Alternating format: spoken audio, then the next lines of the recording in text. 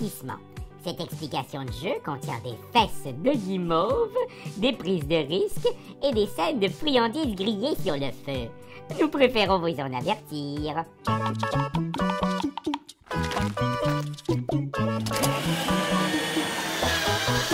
Archmallow est un petit jeu de cartes. Le but ici est de se débarrasser des guimauves avec la plus haute valeur de cuisson devant nous. Mais faites attention parce qu'au début d'une manche, les cartes sont face cachée.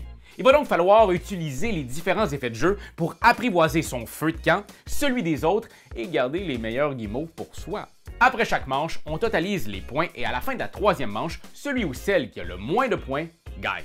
Bon, à vos bâtons et que le feu commence! Pour bien débuter la partie, mélangez toutes les cartes et distribuez-en 6 devant chaque joueur. On les place face cachée en grille comme ça, mais on ne regarde pas. Hein, ma gang de petits tannants, vous autres, là.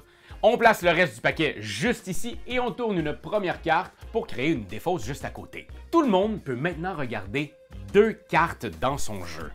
Et faites attention par exemple, on les laisse bien à leur place cachées. On n'a plus le droit de les ré-regarder par la suite. Alors oui, il y a un peu un jeu de mémoire ici.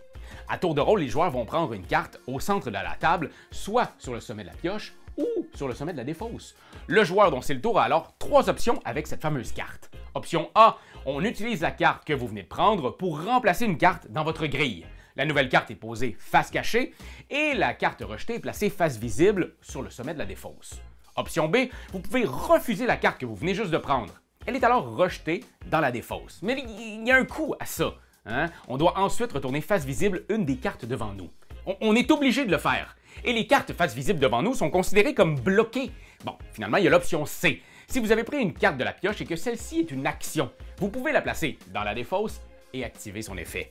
Les actions sont super simples et peuvent vous aider autant que vous nuire. Ça peut être des trucs comme échanger une carte avec un adversaire, regarder secrètement une carte du jeu, ou bien jouer 2 autres fois, mon petit chanceux. Notez aussi qu'il existe des guimauves négatives.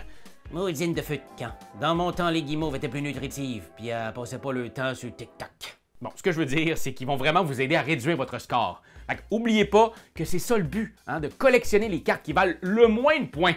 Oh, puis il reste ici la meilleure façon de réduire votre score, c'est de collectionner 3 guimauves identiques ou plus. Bon, regardez, au début de votre tour, au moment où vous sélectionnez votre carte, vous pouvez tenter le tout pour le tout. Vous tournez face visible 3 guimauves ou plus, identiques dans votre jeu.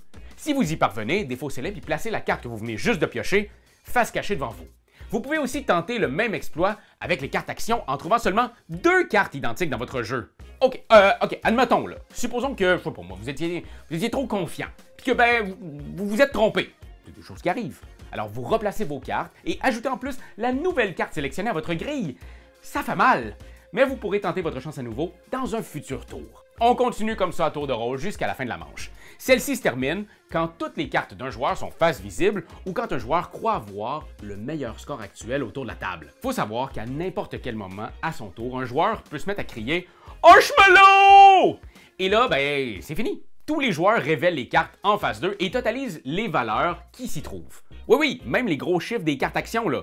Quand c'est fait, on se tourne tous dramatiquement vers le joueur qui a déclenché la fin de la manche.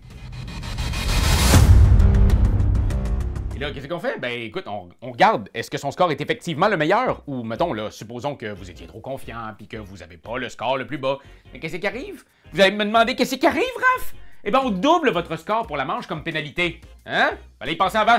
Notez ensuite le score de tout le monde et procédez à une nouvelle manche. Après la 3e manche, regardez qui a le score cumulatif le plus bas et cette personne-là remporte la partie.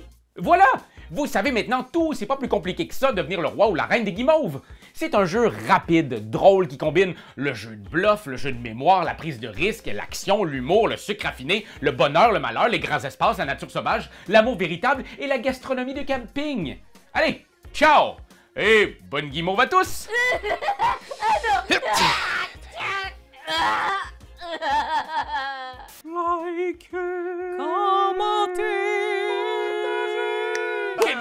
C'est juste ça qu'on te demande! Hey, come on! T'as aimé le vidéo? Hey, y'en a plein ici qui pourraient être trop cool! Abonne-toi! Like donc!